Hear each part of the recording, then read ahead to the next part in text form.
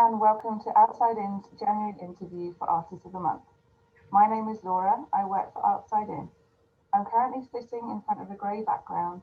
I have long, dark auburn hair, brown eyes, and I'm wearing a green jumper. I'd like to introduce to you our interviewee for this interview. It is Cathy Chilly. Yes, my name is Cathy. I also have a nickname of Cactus, which is quite fun. I have brown hair, I have green eyes, I am wearing a black cardigan, and I have a neck scarf that a lovely lady knitted for me about 3 years ago, a lady called April, and I seriously haven't taken it off for 3 years, except for the hot summer months, which I do take it off. So yeah, I'm sitting in a little room, which is luckily enough the room now that I have, which I'm really feel grateful for, which is my own room. So my lady cave, man woman cave, and behind me is some of the artwork that I make. If you're happy, Cathy, I would love to start with asking you why and when did you start making artwork? Well, I really do enjoy writing poetry, and a lot of my time up until 4 years ago, say, was spent writing poetry. I started a project which was called Magpie, and I just wanted to take it that step further as a poem. It's a poem that's quite a sad poem, really. So I really felt I wanted to make it more accessible. I wanted to make it, the sadder parts of it become very sad, the happier parts of it become very happy, to bring in the certain moods. So I really felt that I wanted to turn the poetry into an artwork. I hadn't ever considered doing any artwork at all before that moment, but I set sail on the subject and did it. It took quite a long time, but I so enjoyed it. It was the best thing that I ever done. Suddenly a poem became a much bigger poem, because I put lots of different poetry within the poem. So there was a lot of writing, all in pen and ink, on card, on nice pieces of card. So it was a real catalyst for starting to do artwork. I think for the sheer pleasure of doing artwork, rather than devoting one's life completely to writing, to poetry, which is lovely, but lonely and very hard. And the artwork felt so much lighter and more exciting. I was very excited for that. So that's how I actually started to do artwork. Then after that, I live in Margate, which is in Kent, and next to Margate is a place called Ramsgate, and there was a festival in Ramsgate called the Festival of Sound, Ramsgate Festival of Sound, and they put out an open call and asked if people would like to put proposals forward. I put a proposal forward for a poem that I had recorded, and with a big soundscape behind it, and it got accepted. So I was over the moon, absolutely over the moon at this prospect. Anyway, I was given 2 rooms in an empty shop and quite a lot of space. So I decided to make more artwork. So to go alongside the poem, so you'd have the soundscape of the poem going in the room with the artwork incorporated into the exhibition, and it was so enjoyable to do. So I've just made enormous great big posters, poster size things. Also, I sort of broke the poem up into fragments and put that into smaller pictures. So yeah, that was probably really how I first found myself doing artwork. And the strange thing is that as I've been doing artwork, more artwork has come about, and now, which I'm personally really happy about, is that the artwork has sort of overtaken the poetry, because I'm so happy doing the artwork. It's just such a lovely thing to do. Just, it's a bit more physical, it's a bit more, you can judge it better. You know, I find it a beautiful thing to do. Interesting to hear how your poetry has inspired your art, and then if anything, your art seems to be taking over. So how do you work to bring those two together, and how does that kind of manifest for you? For me, I find it very complicated to put the poetry into the artwork. Poetry is quite a powerful thing, and it kind of would take over the artwork, I believe. So my ideas have always been to for the poetry to accompany the artwork in an independent state, so it's in an independent way. A few years ago,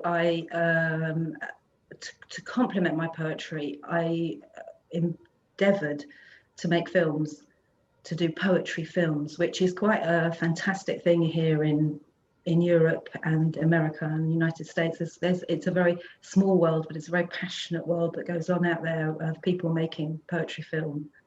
So I set about to learn poetry, how to make film, and did it.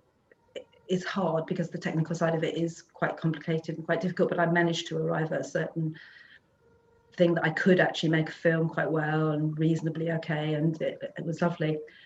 So for me, I love to have the artwork separate, the recording of the poem separate, as a soundscape, perhaps with distant sounds going on, which I really like to do, and I really like to invent those as well myself and record them, and to bring the poem into a soundscape that is relevant to the poem.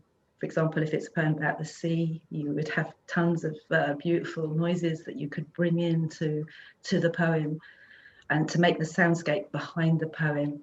And then, lovely if you couldn't do it as well, to have a film going at the same time. So you would have artwork on the wall, film work going on film screens, on television screens, and then a soundscape over the top. So I really feel that's the way to bring in poetry to artwork, rather than writing it onto the artwork, which I do sometimes. I don't say I don't do that at all, but a whole poem, I think would get lost in the artwork, and the artwork would get lost in the poem. So I think it's a difficult thing to do. So it's lovely to see so many of your artworks with you now. Would it be possible to describe your work to us? I think the majority of my artwork is actually about people. Also a bit about dogs. I am an untrained artist completely, so sometimes things are a bit of a conundrum of how to get to something that I want to do.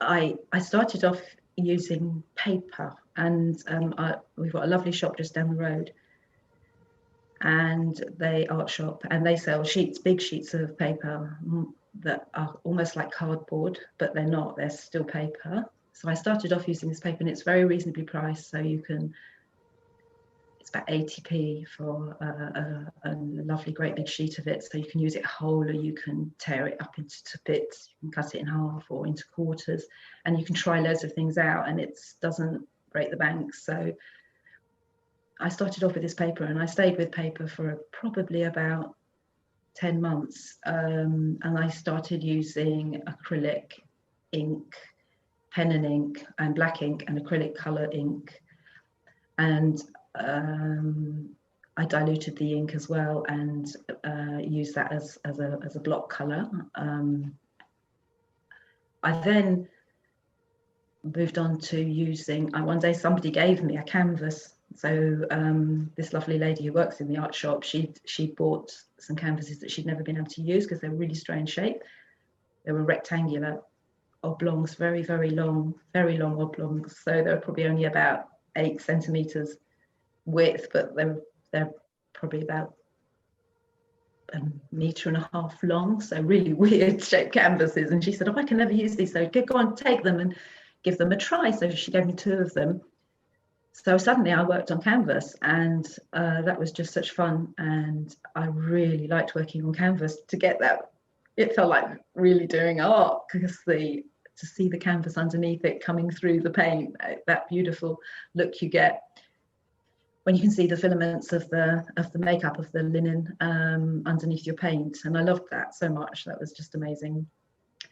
Then after that, I happened to go into working on wood. And we've got a wood yard just near home, and you can just go there and ask them to cut you up a piece of wood, and they'll cut you any size you want. So that's really nice. So I've been working on wood recently. So people really, I think because poetry is very much about people for me anyway, it quite naturally went into the artwork should be about people and the situations they get themselves in, and life how it is, and hopefully, I mean, I'm not sure if I achieve that, but I like to think I do, but I might one day. But as an untrained artist, I think you have to go through sort of a lot of working out to try and get to that end product that you wanted to do. I know what I want to get, but I can't quite see it because I don't quite know it or understand how to do it.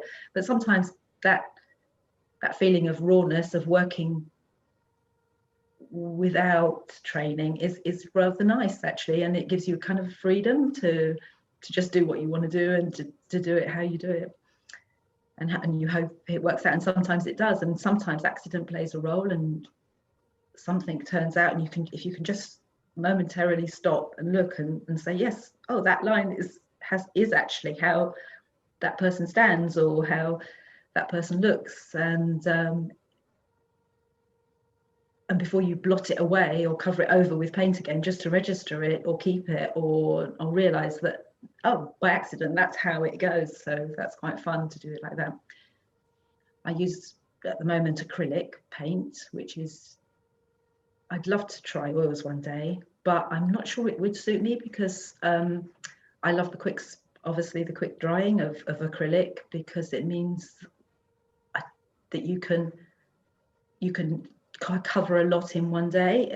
You seem to be able to move on quickly. Well, I believe with oils, it's quite a long process of waiting to dry, perhaps. I always had a difficulty with trees. I found trees really difficult to make them right. And my first attempts at trees, I love trees, and I found them heavy and stocky and just badly done.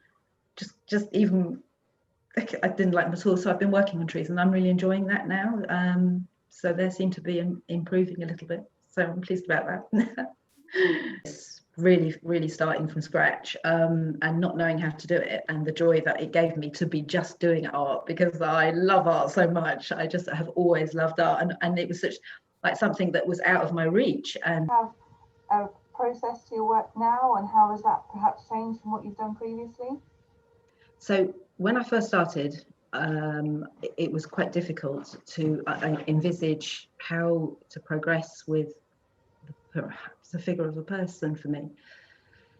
So I was messing around cutting out pieces of cardboard, and it really helped for me to understand, for example, how a leg joined a body, or an arm joined a body. For example, there's a piece of cardboard. It represents a very muscly arm this end, and a very thin bit of arm that end, and no hand as yet. But for example, I would make that, say, be a body, and then I would work out how, by moving it around, how I could make something become something that it represented a body. It was very helpful to get my confidence going, and sometimes that sort of raw-ish feeling was really fun, and I quite liked what happened, what it gave. As time has progressed, I have managed to put these away, so I'm very happy to say they've gone into a little box, and now I'm managing to work a little bit differently. I do my sketching, which is, I use tracing paper to do my sketching on, so I'm still in the same problems of wondering how you do things.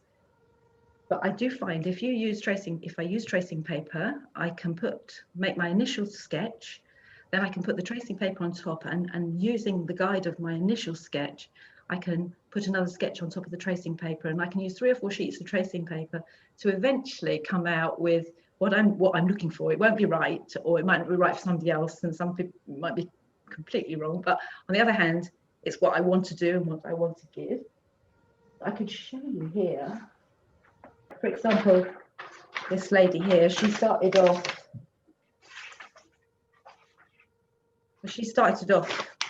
possibly like that.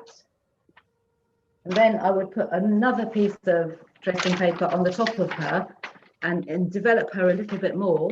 So she'd end up like that. And then another piece of tracing paper on the top. So it's a little bit like doing cartooning for me. So little by little, where I've got my own perhaps difficulties in trying to get my drawing down, I sort of help myself by going forward very slowly and creaking forward till I find, oh yes, if I put the arm like that, that does look like how it should be, or the leg like that, and it helps to work. It helps to make it work for me. It does seem to me that actually I do like to work in a cycle of paintings. Occasionally I just do one painting and it's just one subject, one thing. Like I've seen something and I think, oh, that'd be really nice, and so I'll do that. Other times I fall into, it has to be a cycle of paintings, so one leads to the other, or else they're all based on the same subject. For example, the one you can see behind, this one here, this was based on the pandemic, and at the beginning of the pandemic I thought, okay, we're all going to need something to occupy ourselves with while we're all shut down. So I started this work, and it finished up being 48 paintings, all based on the month of March and April and May. So 24 paintings to each month, and it just went through things that I had come across with the pandemic, situations, difficulties that people were having, and so that was sort of an example of working in a cycle of paintings, which happens again and again to me, which I do like to do very much. So it sort of gives a theme and a story as you're going along. Would it be possible to ask a bit more about kind of the impact of lockdown and the role that perhaps being creative had during that time for you then? Yeah, very hard period that we've never known, have we, in our lifetime? Something, most certainly the smaller things have become more irrelevant, which has been quite nice.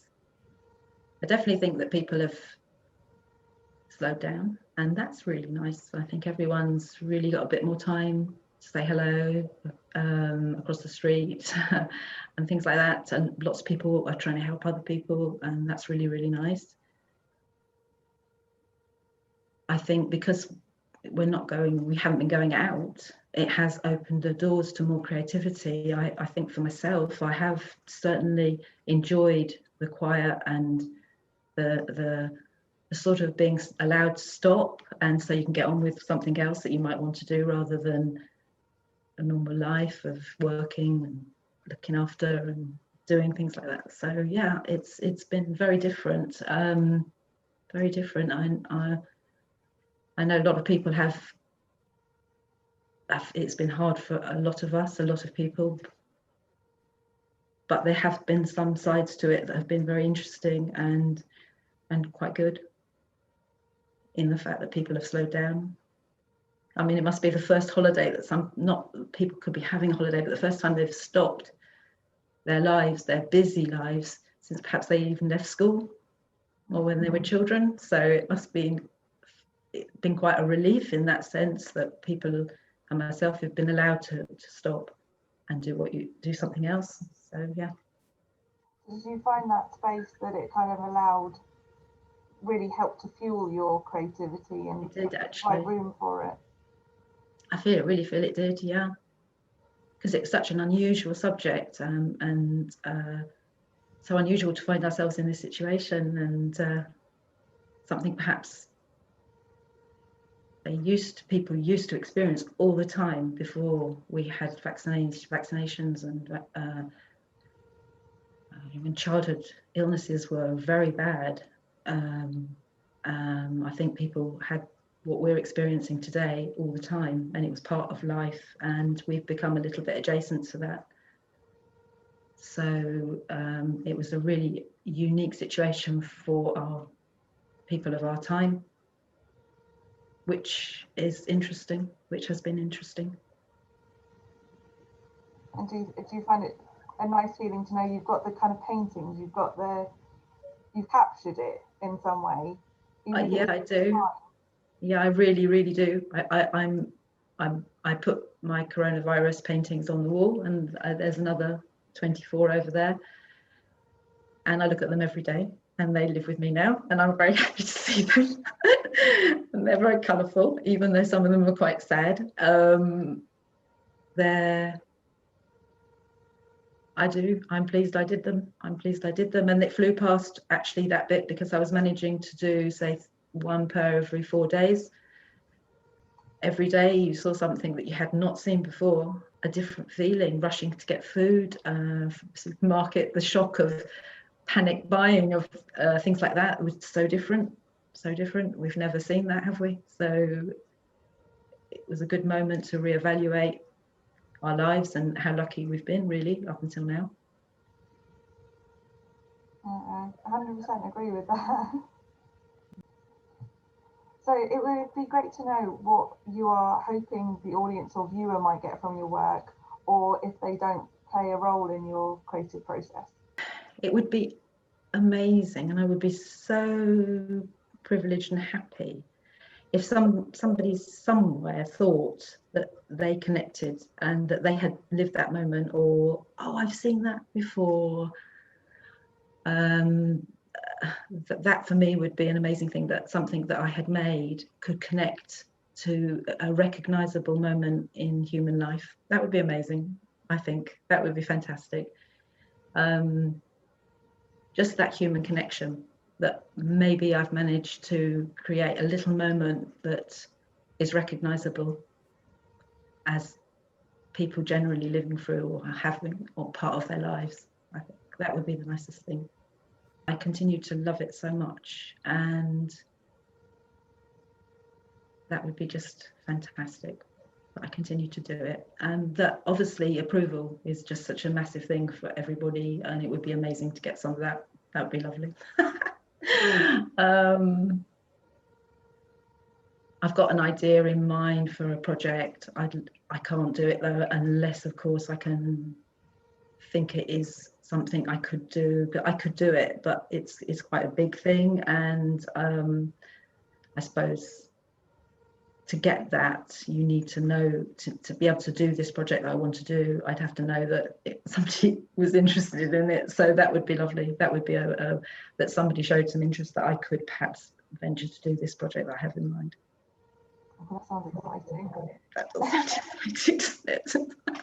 I don't know whether that's the right thing to say when I said, but anyway. I know, I think having big plans and big visions is a lot of the reasons why people like to create. Yeah, I'd really like to do this project, because the writing side of it is done, but the artwork would be just amazing to do. I'd love to do it, and it's about our use of plastics. So it's a project I'd really like to do, but my idea is going to be, the pieces are going to be really quite large, so they're going to be like sculpture within artwork within sculpture. So if I mean, what do you do with all this stuff that you make at the end of the day? It's like, oh no. So I don't know what to say, but anyway, that's in the back of my mind, and so that would be a hope for the future. This idea that I want to do, that would be great if I could do it. But to do it, I suppose you just need to think, well, I can't put it in the house, because it wouldn't do what I want you to do. Stick it in the garden, but it wouldn't live in the garden, unfortunately. It would be too fragile, so it would break. Yeah. You'll definitely have to keep us posted, but obviously in light of this kind of being our January interview, and as being teased with your future, it would also perhaps be nice to end on a standout moment to date for you as an artist. Okay. Oh, I think I've got to say that actually being shortlisted for the Madge Gill co-commission with yourselves and Pallant House, that was just an amazing moment. I was so over the moon. Yeah, I actually went, oh, I couldn't believe it. Just to be shortlisted was amazing. So I was so happy. So I think that has to be said. That is the standout moment to date. Yeah. Perfect. So hopefully we'll see more of that in the future as well then. Thank you. I hope so. So lovely to talk to you, Cathy. Thank you. Thank you very much, Laura. It's been lovely.